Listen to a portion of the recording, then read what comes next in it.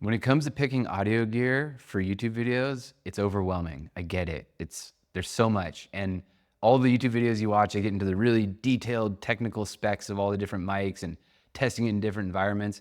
I'm just gonna give you some of the toys that I have here, show off some of my toys, and give you thoughts on who it's for and what kind of videos you can make with them.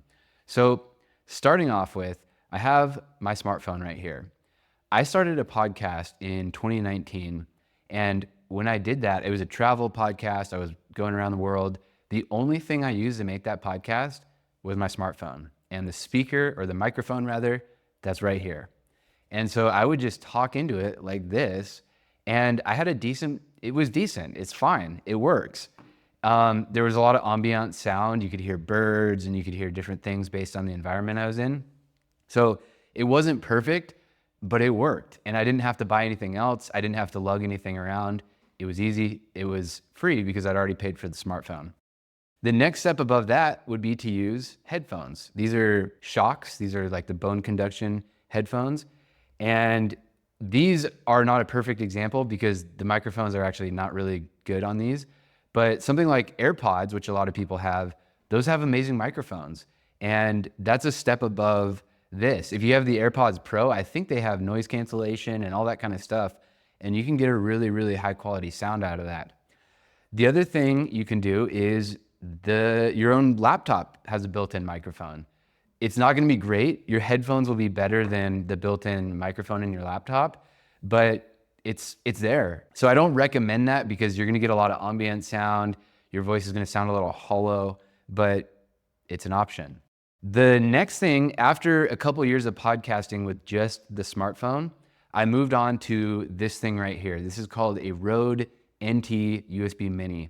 And this has a USB-C port in the back. So it just goes USB-C to straight into your cell phone. I record it into my laptop. I record it into an iPad at various points. So it's a very versatile. It's pretty small. And if you're gonna use a microphone like this, you're gonna want to get a mic arm. And this mic arm I've also had for 4 years or so. And this was only like 15 bucks on Amazon. So you don't have to spend much on a mic arm. It would help to spend a little bit more. The reason I taped this up is because I would get a lot of reverb on these springs. And so I just tried to kind of dampen the metal surfaces by taping it up. The more expensive ones will have springs where it'll cushion any shocks. Like if you hit your desk, it'll kind of soften that impact. You can just mount this on a cheap mic arm. And then with these mics, you want to have them as close as possible to your mouth for the best sound. And most of the early videos on my channel are made with this microphone right here. I used it for about 4 years. Now the problem with this, there's one important thing to know here. There's something called a condenser mic, that's what this is, and there's dynamic mics. Condenser mics pick up a lot more sound, they're a lot more sensitive, they'll pick up a lot more room noise, versus my new mic, the next one I'm gonna show you, is a dynamic mic where it more focuses on the sound directly in front of it. And that's a lot better for what most people are doing. If you don't have a soundproof room, you're not a musician, stuff like that. I'll go ahead and talk about this one. This one's the Rode PodMic USB. There's also a Rode PodMic without USB. And what I really like about this one is, like I said, it's a dynamic mic. So it's kind of it's a better version of this. And you can plug it in USB-C to USB-C, or it also has an XLR port. XLR is the heavy duty thick cable that musicians and professional podcasters use. And so if I decide down the road that I want to upgrade, this thing can grow with me. I can get an audio interface, I can get the XLR cable, and I can get even more performance out of this. And this is just a really, really awesome mic. Both of these are really heavy duty. They're like built out of aluminum, I think, very solid and very plug and play easy. And Rode, the company, has some software you can download that is audio processing software. So you can improve the sound of both of these mics before it even reaches your audio software, Descript or whatever you're using. And they're not super expensive. This one was $100 and this one is $200, the PodMic. So love these mics. The next thing I have is some wireless mics. I started with this right here. These are the DJI mics one, the original mics. It's got a receiver that you could plug into a camera, into a smartphone, into pretty much any device. It's got USB-C adapter, it's got lightning adapter, and it's got a cold shoe that you can mount into a DSLR camera. And then it's got the two receivers. So if you're doing an interview, you could give one to each person, and these can record on device. I think they have 8 gigabytes worth of storage each, so several hours of audio, or you can have it go directly into your camera and record like that. So this is an awesome device. And this is a charging port, so you just pop them in there. They got little magnets, they lock into place, and then you can get tons and tons of time. I've never come close to running out on a shoot. I have the DJI Mic 2, which is the next generation of these ones. And this one is, I only have one instead of two.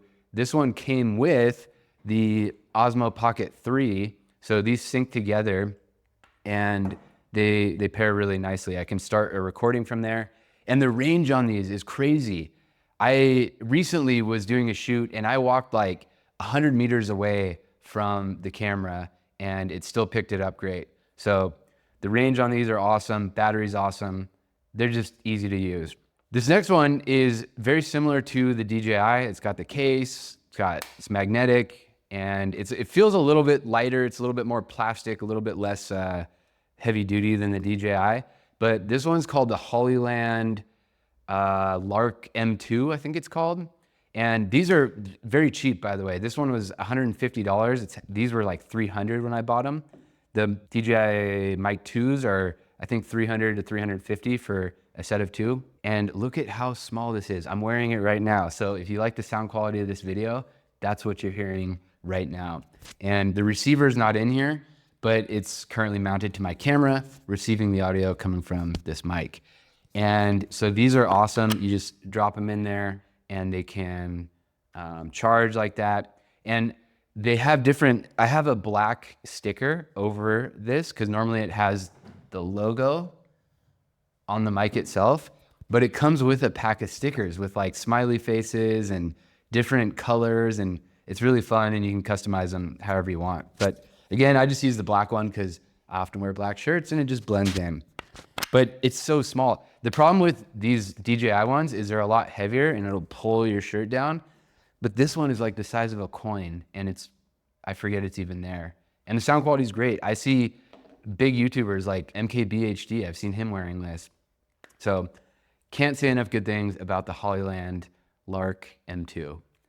And then the last one I'm gonna show you is, this is a Rode video mic. And honestly, I don't use this one often. I've only used it a few times. It's good for when you don't wanna have any microphones, but with this thing, like I said, it's so subtle that I don't mind it. It doesn't bother me. And so I don't really need this. You could mount this to a cold shoe on a DSLR camera.